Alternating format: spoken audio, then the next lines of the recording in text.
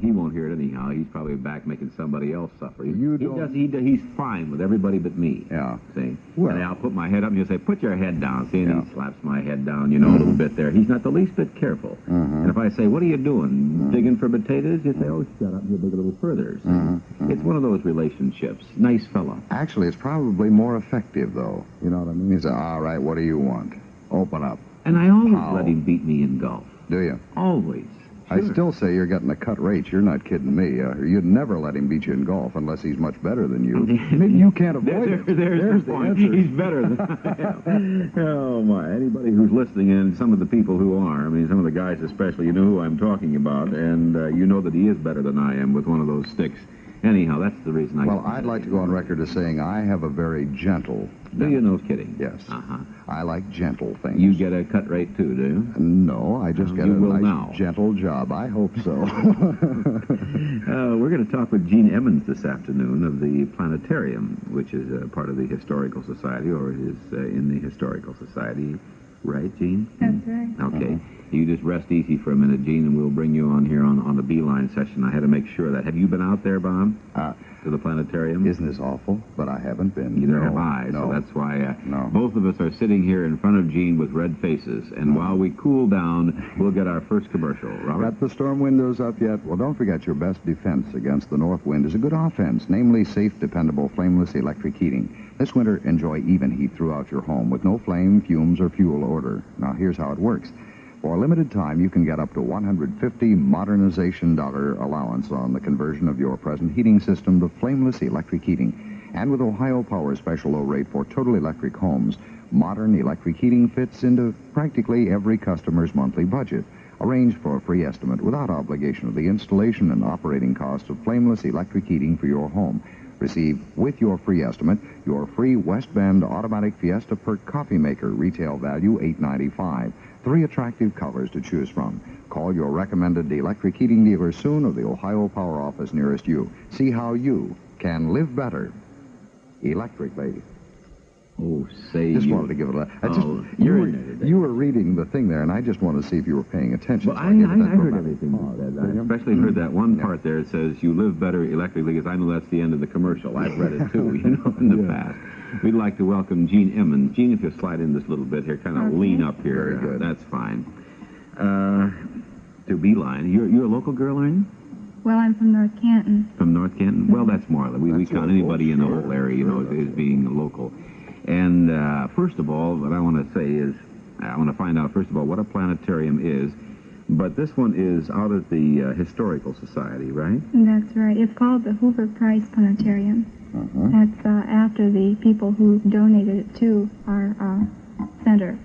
Mr. and Mrs. Harley C. Price were the original donors. Actually, they gave a house, and then the money from that house, when it was sold, went into the planetarium. And then the Hoover part is... Well, Mrs. Harley Price was a Hoover. Was Hoover. That's where that comes from. Well, now that straightens that out. Now tell me something else. What is your official capacity at the planetarium? My position is planetarium director. Now, the next question is, what is a planetarium? I always think this is kind of nice to come out with, because maybe there's somewhere along the line, like me, who doesn't realize what a planetarium happens to be. Usually, what's one of those things where they have the fish? Aquarium. Aquarium, that's it, an aquarium. See? And a planetarium just could be either talking about the planets or plants. Now, one of the two, but in this sense it is not. What is a planetarium? Well, a planetarium has come to mean a place where you reproduce the sky. You reproduce the real sky, and there see the heavens as they would be seen out of doors. Many people do not realize this. They say that a planetarium, or think a planetarium, is a place where you see the real stars, such as an observatory, but you have to distinguish between the two terms. Now, you do not have an observatory there, right? No, we don't. No. This is a reproduction on the inside of the building, of the sky. That's right. There's a dome and a projector which projects little points of light on the dome above the heads of the observers. And these represent the real stars at great distances. Now, if I were to walk outside on a clear night, would I be able to see what I had just seen on the inside? Well, it would depend. If the planetarium sky were set in the way that the heavens were for a particular time of the evening, yes, you would see the same thing. This brings me to this question. How often do you change it, or do you change it? In other words, the star, if I go today and I see the stars at the planetarium, then I go back 3 weeks from now, do I see the same stars in the same place? Well, 3 weeks from now, you would not see the same stars in the same place, because 3 weeks from now we have a new program. We have a program which reproduces the sky over Bethlehem almost 2,000 years ago. And obviously that sky is not the same as the one which we see now. It isn't? No. Oh, no. Oh, well, now you first of all, tell me why. What do you mean? The sky is the sky, isn't we it? are at a different latitude, first of all. We are at about 41 degrees north latitude. Bethlehem is at about 31 degrees. And with a change of latitude, you get a change of the appearance of the sky. In other words, the people who live in Bethlehem, then, do not see or in Israel now, do not see the same sky as we see? Well, they see the stars the same way we see them, but the sky, the location of the stars is going to be different. Slightly different, Be different. But the Big Dipper's over there, too, isn't it? Yes, they can see most of the Big Dipper most of the time. Is the Big Dipper up there all the time? At our latitude of 41 degrees north, the Big Dipper is always in our sky. It's what is said to be circumpolar. Yes. Circumpolar. Yes. Hey, that sounds terribly interesting. What is it? Well, in other words, it just kind of it goes back and forth in our line of vision, or something well, of that you nature? see, any star or star pattern which is close to the north pole of the sky, the North Star, will remain in the sky for a longer period of time than things which are farther away from the North Star. And the Big Dipper happens to be close enough to the North Star that it never sets below the horizon, rising and setting like most of the stars do, because they're further away. So we can see the Big Dipper on any evening. But it's clear It's enough. always in the sky. That's clear. It'll be in a That's right. different place, though, from season to season, or Yes, time to time. at the same time of the evening, at different times of year, it will be seen in different locations in the sky. See, the only reason we ask you about the Big Dipper is this is the only thing we know about the sky. No, I can find the Little Dipper once in a while. On a real clear night, I can find the Little Dipper and the North Star once in a while, because that goes off the one corner. You take the That's Big Dipper, right. right? Huh? The pointer stars. Yeah. The pointer stars? The pointer stars, the last two stars of the Big Dipper's bowl always point to the North Star. Yeah, you start at the bottom one and shoot up through That's the top, right. and there it is up there. And the big bright one. Well, you knew that, Bill. Oh, it's not so Surely bright. you knew that. No. Not always bright? No, the North Star is not as bright as many of the Well, other what's the bright stars one in right the next sky. to it that I've always thought was the North Star then? Because there's a bright Well, one in there there once in a are while. two stars in the bowl of the Little Dipper, which are relatively bright. They are brighter, I suppose, than the North Star itself. But the North Star is only a second magnitude star. That means it's not as bright as 20 of the other stars, which are called first magnitude stars. Oh, listen, don't you go that far too fast, girl. I mean, you're way past this now. We'll do a commercial, then we'll come back with magnitude, As a friends. matter of fact, I think we might even do two while I'm thinking that one over. A Lawson star is on the way to everywhere. You see a Lawson sign on every thoroughfare. It takes just a minute out of your day to get all the savings coming your way. So stop in, Hop in, pop in, drop in, shop in Lawson's. Oops, right now you can buy 2 loaves of Lawson's regular 17-cent white bread for just a quarter. And while you're at Lawson's, check the many holiday treats Lawson's is featuring, like delicious fruitcakes. A 2-pound fruitcake, just 99 cents. A 3-pound fruitcake is $1.39. To make your dessert more festive, top it with Lawson's fresh whipping cream, only 42 cents a half pint, 70 cents a pint. Don't forget Lawson's 17-cent white bread, 2 loaves for a quarter, and the holiday items now on sale at Lawson's. so stop in, hop in, pop in, drop in. Shop in Lawson's. Just find the North Star, and there's a Lawson's directly below it. That's the way it works out. It's, No. Not really, huh? No. Oh, incidentally, if you were to go straight down from the North Star, where would you be? The North Pole. North Pole. Is it directly above the North Well, Pole? not directly above the true North Pole. It's removed by about 1 1/4 degrees. But it's so close that we call it Yeah. the North Star. Is there any well-known star directly above us? Directly above us, usually? Well, it changes. Any minute, any second of the day, the star or a body which is overhead is different. You know what we're going to do? We're going to talk in a little simpler terms here in just a minute. See, but first of all, we're going to get our dipper, and we're going to get... Is this, I hope, for what? This is for Ford. Oh, here I thought it was going to be something to No, drink. paddle your way out of Have you it. seen this man? He's about your height and weight. He is looking for an automobile that offers more than just transportation. This man is wanted. Wanted to test drive a new total performance Ford for 64, the greatest thing that has happened to cars in years. If you answer the description, then report directly to your Ford dealer. He will reward you with the key to the 64 Ford of your choice. Falcon, Fairlane, Super Torque Ford, Thunderbird. Take a test drive. Punish it over the roughest, toughest roads you can find. There is no obligation. You'll also be amazed to discover the big change in Ford for 64. Wanted. Test drivers to drive the most wanted car of them all. Report to your Ford dealers directly. We can't seem to get ourselves settled down with Gene this afternoon, mostly because we're loaded with commercials here, at least in this first quarter hour. So why don't we just make a station break, Bob, and then we'll come back with Gene. Yeah. So, Lord, what's the difference? This is the Ohio Broadcasting Company. It's reheatable, reheatable, reheatable, reheatable. Hill's Brothers coffee so unbeatable, and the proof of this is It's reheatable, reheatable, reheatable, reheatable. How good can a coffee be? Consider Hills Brothers coffee. Great coffee. So perfectly blended you can even reheat it with confidence and without fear of bitterness. What better proof of a superb coffee? reheatable, reheatable, Hill's Brothers coffee so unbeatable. and the proof of this is It's reheatable, reheatable.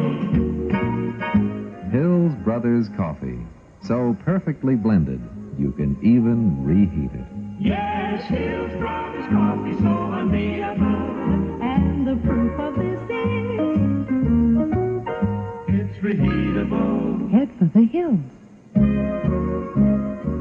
WHBC and WHBC FM in Canton, Beeline time 1:30, and we're talking to Gene Emmons. Yes, from the planetarium. Now I think we can kind of settle down here, Gene, and ask a few questions. Now, first of all, if we're going to do anything at all by looking at the stars, I happen to have a neighbor lady, incidentally, who's very interested in the stars, and she appreciates them. And she tries to get us out there, her husband and me for that matter. She'll say, "Can't you see that up there?" And neither one of us can. We either see it or we just give it the business.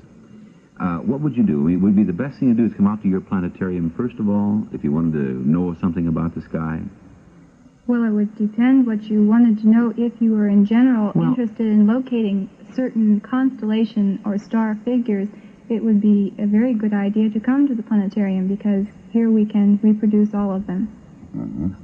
That's what I mean. I mean, just some simple thing to know a little bit about it. I mean, you start talking about yes. this or that business.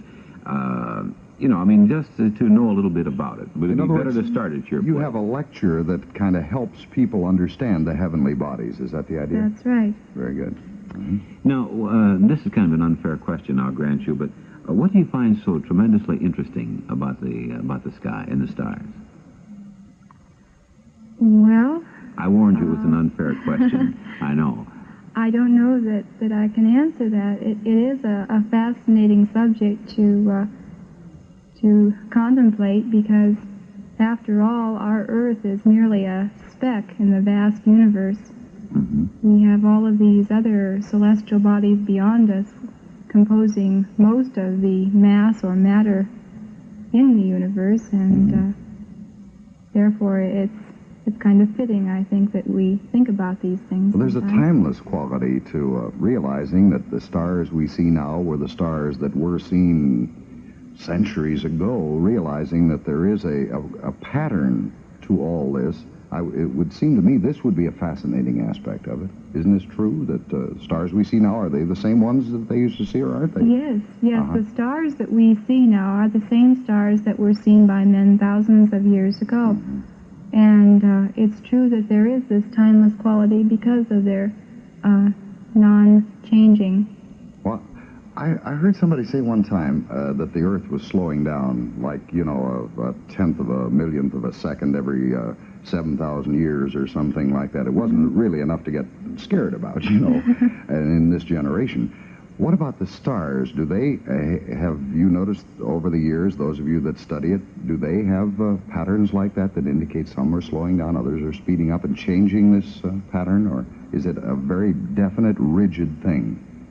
No, the sky itself is really, when you come right down to it, changing, because the stars are all moving through space at great speeds. And therefore, through thousands of years, the stars are changing their positions against the celestial sphere. They have what is called proper motion, motion in the sky as seen from an observer on Earth. You say the stars are moving all the time? Oh, yes. Very rapidly? Oh, definitely. Our sun, our own sun around which the Earth travels, is moving through space at, in terms of miles per second.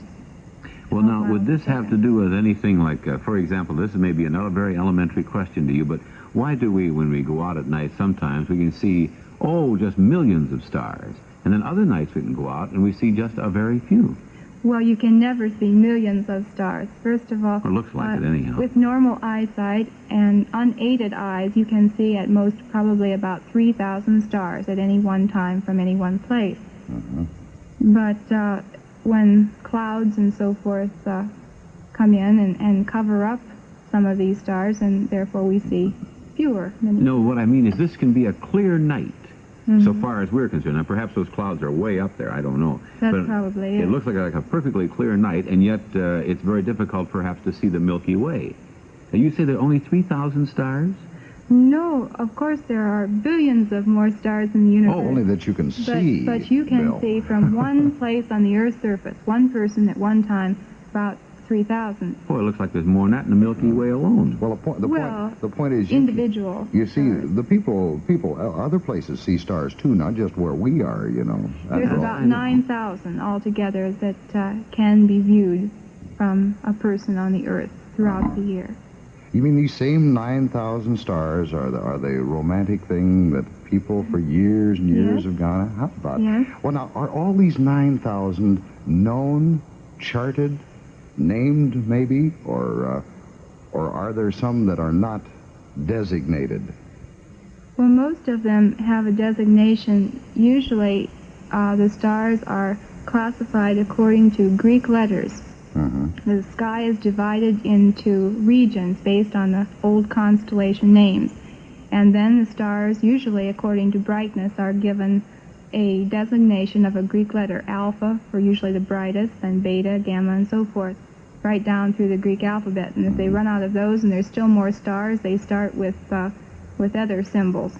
Could you show me how to find Alpha, Tau, Omega up in the sky? I think that'd be kind of interesting. Just You'd have to tell me what constellation or region of the sky you were concerned with. Well, that constellation that he was talking about there, I mean, that's a pretty good-sized group. I know. A fraternal type thing. That was quite a group there, as I recall. You told me about it. Not was, is. Is. As a matter of fact. Well, it hasn't been the same since you left, however, you know. There's probably about an hour's discussion we could get into there, but let's do this thing.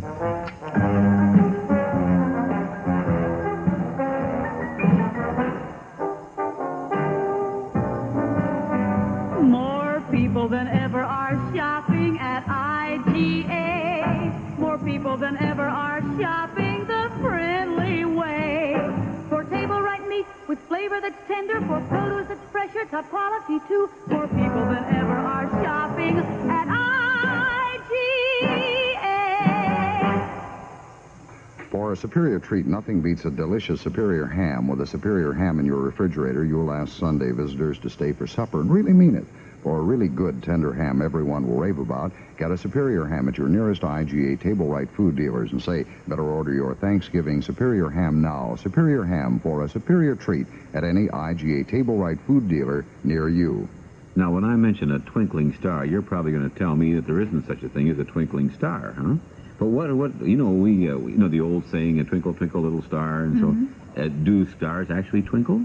Yes, they do appear to twinkle because of interference caused by the Earth's atmosphere. It's not the star at all. I mean, it's just the... Oh, no. If you could go above the atmosphere of the Earth, go above that layer of Earth which surrounds our... layer of air that surrounds our Earth, then we would be able to see the stars shining brilliantly without any twinkle at all. You mean up in space? Yes. Like our astronauts were in? Yes. They could see stars a whole lot better than apparently than what we have ever seen them, right? Yes.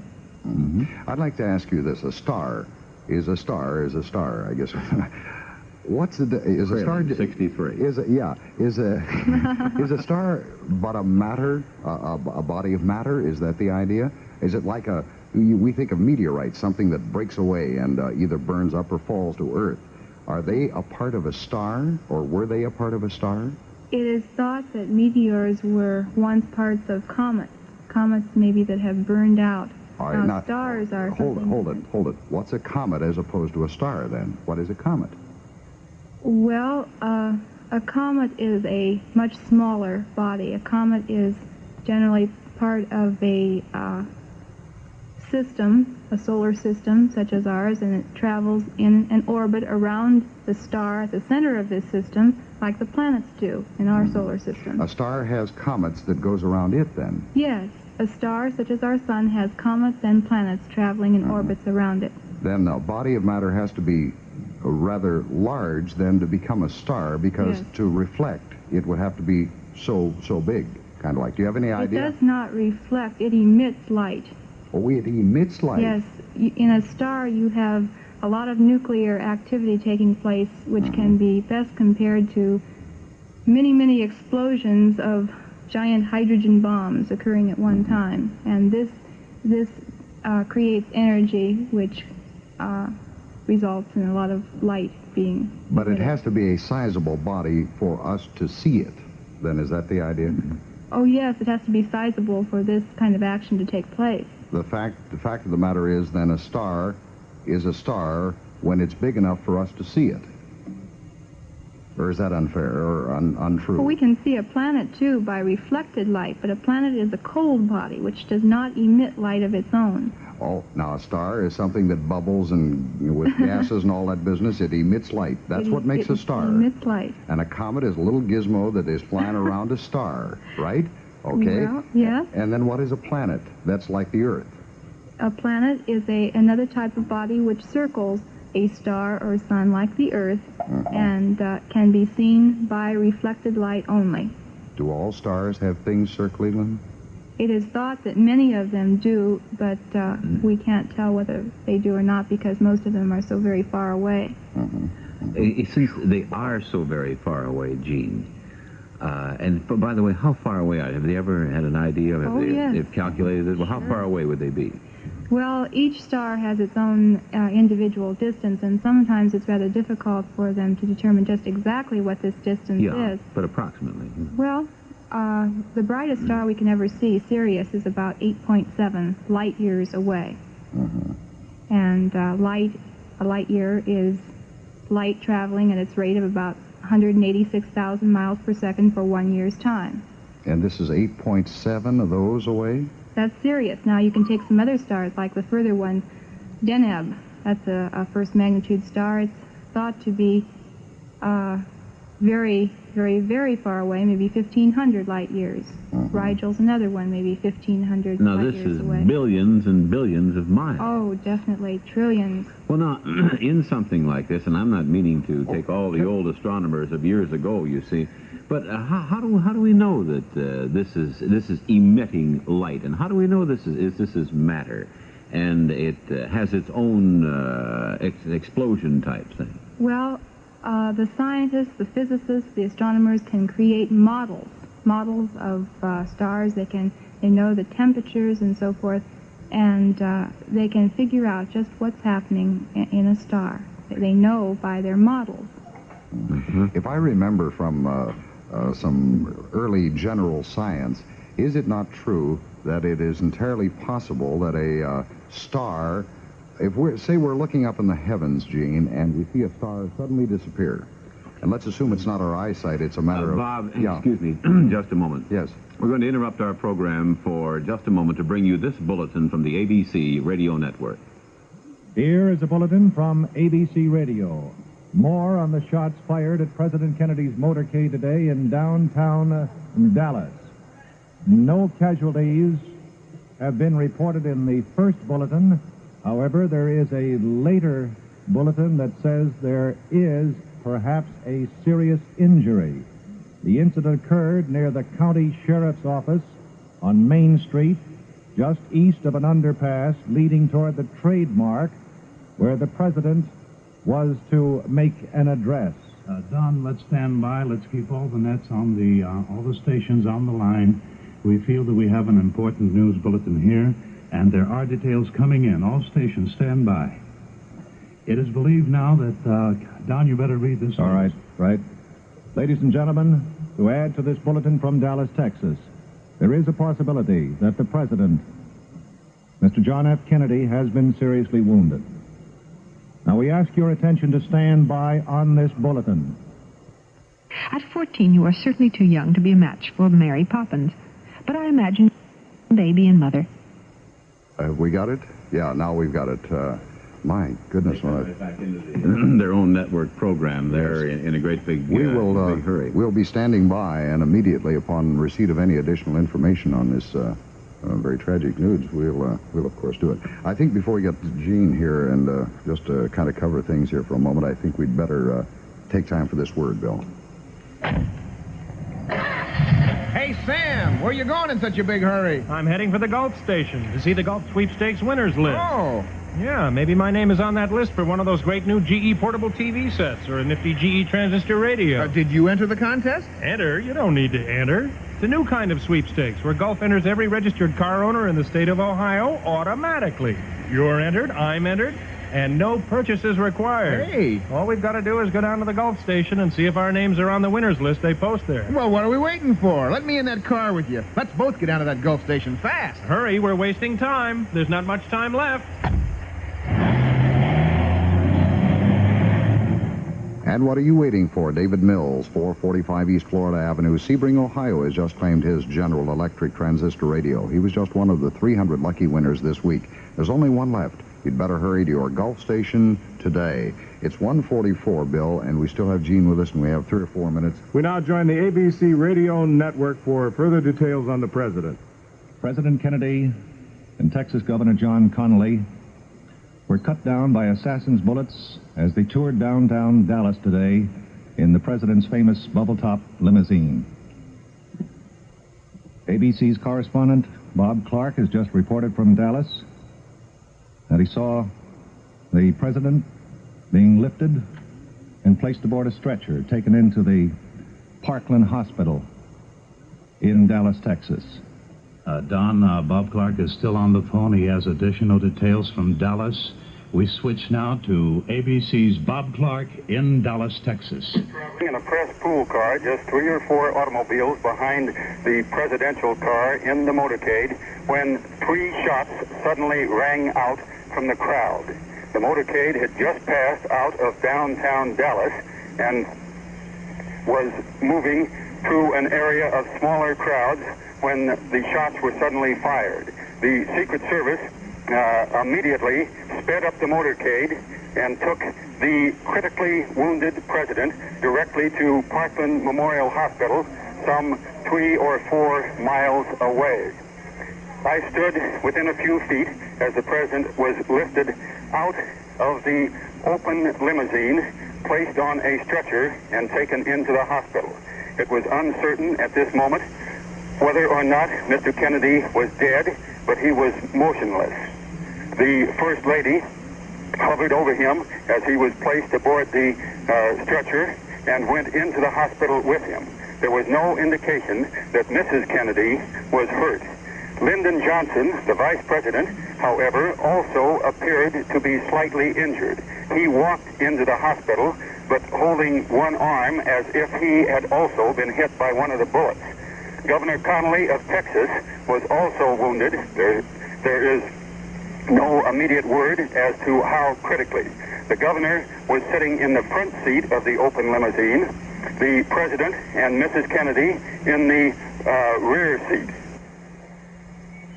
There's no immediate word from the hospital as to the condition of any of the others in the party. There has been no word yet from the Secret Service as to who may have fired the shot. You've been listening to ABC.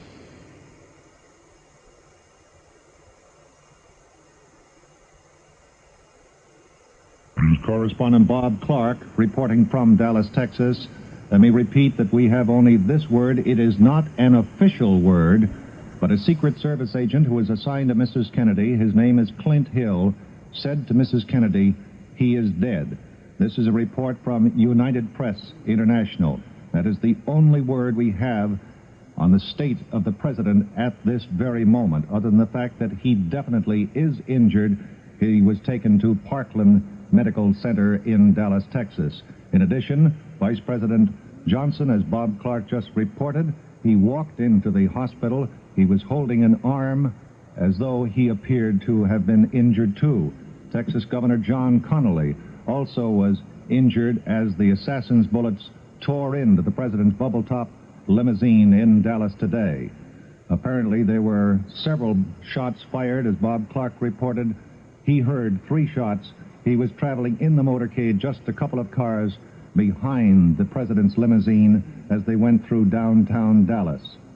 Mrs. Kennedy, as the action occurred, jumped up in the limousine, grabbed her husband, and then cried, "Oh no!"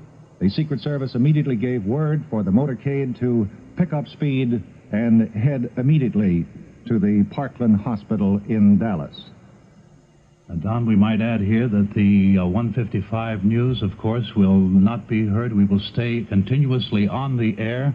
We will not leave the air until we have definite word of the circumstances in Dallas. And you might just recap now, Bob, Don, what we have heard so far, also including the report from our man in Dallas, Bob Clark. Is Bob Clark ready with another report?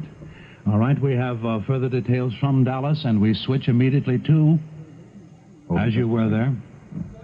We switch immediately to Bob Clark, ABC in Dallas. Another phone. 1 moment. Are you still there? Dr. Dowdy, I'll pick... We have a little line trouble with Dallas. However, I do believe we still have Bob Clark there, so we will bring him in momentarily. This is ABC Radio News in New York, bringing you the news that shots were fired at President Kennedy and President Kennedy's party in Dallas just a short while ago. It is believed that the president is at least critically wounded. One report has it that the president was fatally wounded. However, that is not official at this moment. I'll give you back to Don Gardner. We can give you this description of what took place down there in Dallas, Texas today. 3 shots rang out. They were fired at the president's bubble-top limousine. President Kennedy, Texas Governor John Connolly, and Vice President Lyndon Johnson traveling in that automobile along with Mrs. Kennedy. After the shots rang out, Mrs. Kennedy jumped up, grabbed her husband, cried, "Oh no!" Immediately, the Secret Service gave orders for the president's motorcade to take off and speed up and go directly to a medical hospital. And at the hospital, pandemonium broke out in the corridors. Reporters just about 5 lengths behind the chief executive's car, and Bob Clark of ABC's staff traveling with the president was in one of those cars. They said that it sounded like a horrible burst of gunfire. Immediately, Secret Service agents pulled out their pistols and rifles and took all of the precautions that were necessary. And now we have additional word from Bob Clark. Here he is in Dallas, Texas. The presidential motorcade had just passed through heavy crowds in downtown Dallas and was circling through the fringes of the business district. when 3 shots suddenly rang out somewhere in the crowd. It was impossible to see from 3 or 4 automobiles back in the motorcade where I was riding with a press pool. Impossible to see immediately what had happened. But the Secret Service pulled out a machine gun and then gave the orders that sped the motorcade at some 60 miles an hour directly to Parkland Memorial Hospital, about 3 or 4 miles away. There was no panic, but shock and, of course, grief by other members of the party who were close enough to see what had happened. When the motorcade reached the hospital, the few reporters riding in the pool leaped out, raced immediately to the side of the president's open limousine. He was riding in one of the White House Cadillac limousines that is carried across the country, used for parades and other presidential processions. The president was lying in the back seat of the limousine, his head cradled in the First Lady's lap. At this stage, there was no official word as to whether Mr. Kennedy was still alive, but he lay motionless on the back seat of the car for some 2 minutes while a stretcher was wheeled out from the hospital. The president was lifted out of the car, placed gently on the stretcher, and wheeled immediately into the surgical area of the hospital. The First Lady followed, holding him with one hand, followed the other members of the party into the hospital. It appeared at this stage that Vice President Lyndon Johnson might also have been struck, though he was riding in a car behind the president. He walked into the hospital, but holding one arm as if he might have been hit by one of the 3 bullets. Governor Connally of Texas was also wounded seriously, but there is no immediate word as to his condition.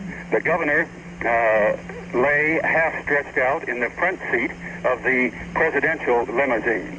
He had ridden through the crowds in the presidential procession. Mr. Kennedy had flown from Fort Worth to Dallas and then entered the motorcade at Love Field in Dallas. The crowds along the streets going into Dallas and in the downtown area were extremely large and extremely friendly. A White House press aide riding in the press pool car noted repeatedly the absence of antagonistic signs. There were very few Goldwater signs. I noted one hand-lettered sign held by a young man which said, "I hold John F. Kennedy in utter contempt," but that was almost the only sign in the crowd that indicated any bitterness toward the Kennedy party. The shots rang out as the motorcade had entered an open area just beyond the main downtown business district. It was impossible to determine where the shots had come from. The immediate interest of the Secret Service, of course, was in protecting the president at that stage, while some Secret Service men must have peeled off to try to track down the assassin. The main group of Secret Service men traveling with the president sped on with him to the hospital.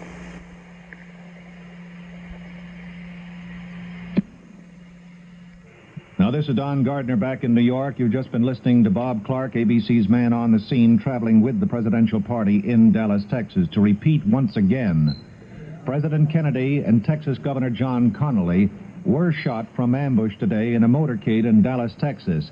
It is not known whether either was killed. It is not known whether either was killed. Now, Mr. Kennedy apparently was shot in the head. He fell face down in the back seat of the car. Blood was on his head. Mrs. Kennedy, who rushed to his assistance, cried, "Oh no," tried to hold up his head. Mr. Connally, Governor Connally, he remained half-seated. He slumped a little bit to the left. There was blood on his face and on his forehead. The president and the governor then rushed immediately by the Secret Service motorcade to Parkland Hospital near the Dallas Trademark, That's just a little way away from where Mr. Kennedy was to have made a speech today. Now, this scene described by Associated Press reporter Jack Bell. He asked Kenneth O'Donnell, a presidential assistant, if Mr. Kennedy was dead. O'Donnell gave no answer. Mr. Kennedy is now at the Parkland Hospital. Jack Bell said that Mr. Kennedy was transferred to an ambulance there after he had been wounded in the motorcade. The top of the president's limousine, the bubble-top limousine, was down at the time.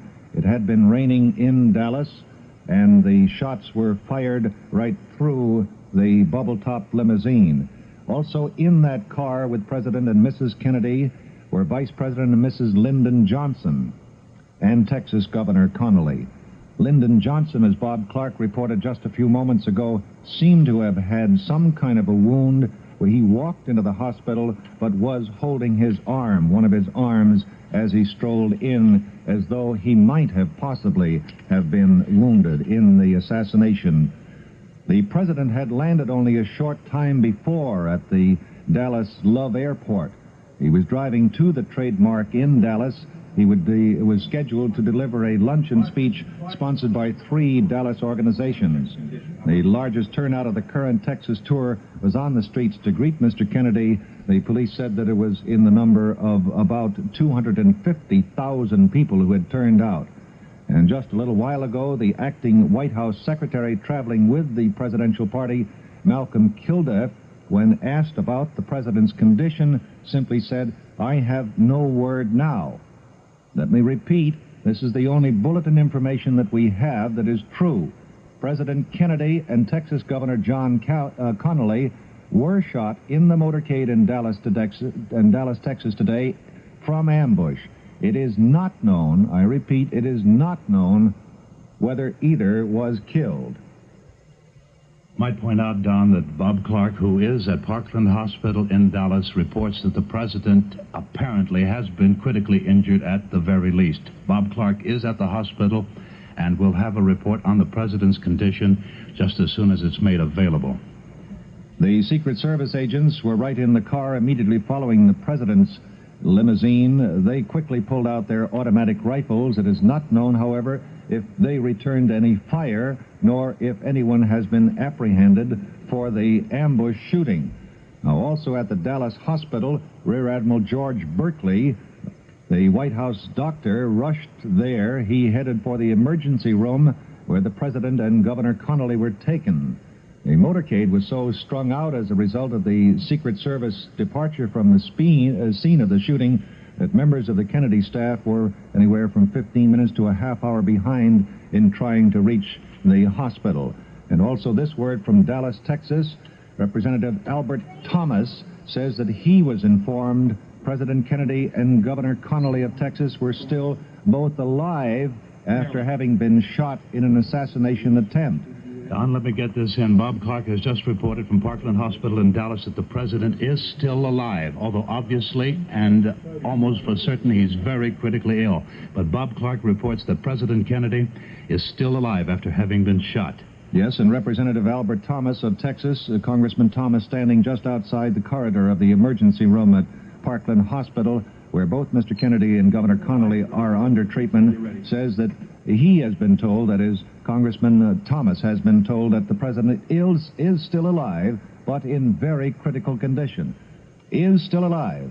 Mr. Kennedy and Texas Governor Connally reported to be still alive, but in very critical condition in the hospital in Dallas, Texas. And Don, I think we have a later word on that. We'll switch immediately to Bob Clark in Dallas. We have just received the word here at Parkland Memorial Hospital that President Kennedy is still alive, though in critical condition. Governor Connally of Texas, who was wounded by one of the other of the 3 bullets fired at the presidential motorcade, is also alive. His condition is also reported critical. That is the only medical word we have at this moment. Mr. Kennedy has now been at the hospital for close to a half hour. He was taken in to the surgical area on a stretcher. We do not have any information at this moment as to whether he is undergoing surgery. We have this word just received in the ABC newsroom in New York, Bob, that a call was sent out immediately as the presidential party arrived at the hospital for all of the top surgical specialists in Dallas. Call also went out, naturally, for a Roman Catholic priest. And Congressman Jim Wright of Fort Worth says also that both President Kennedy and Governor Connolly, though seriously injured, are still alive. Now, that adds to the additional information that Bob Clark gave you just a few moments ago, and also to the word of Representative Albert Thomas of Texas, who from just outside the emergency room said both Mr. Kennedy and Mr. Connolly were still alive, but in very critical condition. From Hyannisport, Massachusetts, ABC correspondent Larry Newman reports that the president's mother, Mrs. Rose Kennedy, has been advised that the president has been shot. Mr. Kennedy's father was reported to be taking a nap. He's not been awakened to be given the sad news about the assassination attempt on the president today. This is ABC News. We're standing by until we have more information. Let me repeat the substance of the general bulletin. President Kennedy